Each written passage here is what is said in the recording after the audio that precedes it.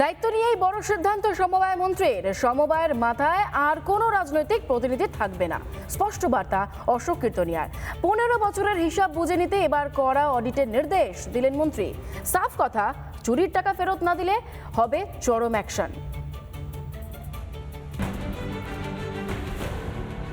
সমবায় দপ্তরেও চুরি। গত 15 বছরে তৃণমূল জমানার পুরোটা জুড়েই কি শুধু লুটপাট চলেছে সমবায়ে? এখন বাংলায় বিজেপি সরকার।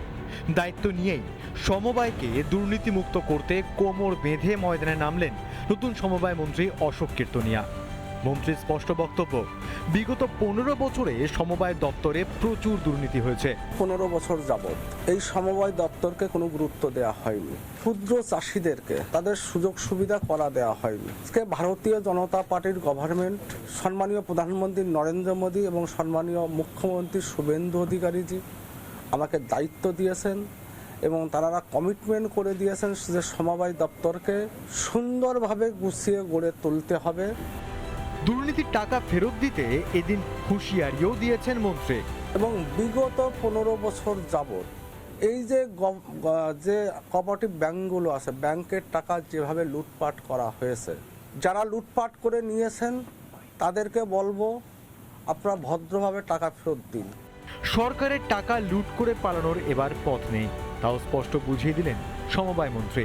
গভর্নমেন্টের টাকা যারা লুটপাট করে খেয়েছেন, চাষিদের টাকা যারা লুটপাট করে খেয়েছেন, আপনারা ভদ্রভাবে টাকা দিন, নতুবা এই দপ্তর থেকে যেটা করার ব্যবস্থা সেটা করা হবে। তার যথাযথ তদন্ত হবে এবং যারা জড়িয়েছিলেন, যে রাজনৈতিক দলের নেতা নেত্রী জড়িয়ে আসিলেন, ভদ্রভাবে আপনাদেরকে বলেছি টাকা ফেরত দিন, নতুবা আইনানুগ ব্যবস্থা আপনার হবে।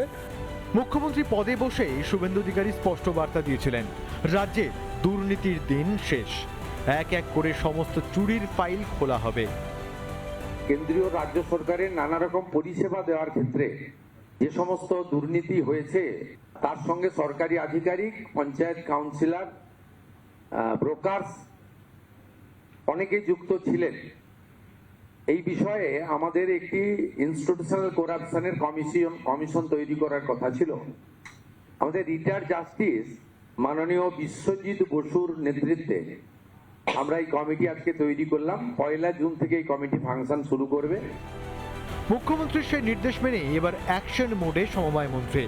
সময় মতো প্রতিটি সমবায় ব্যাংকে বাধ্যতামূলক অডিটের নির্দেশ দেওয়া হয়েছে।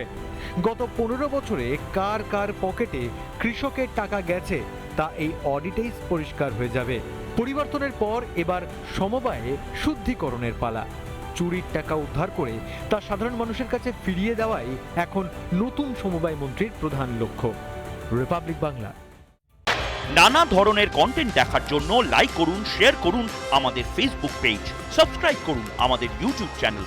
পাশাপাশি অন্যান্য ব্রেকিং নিউজের জন্য অবশ্যই চোখ রাখুন রিপাবলিক বাংলায়।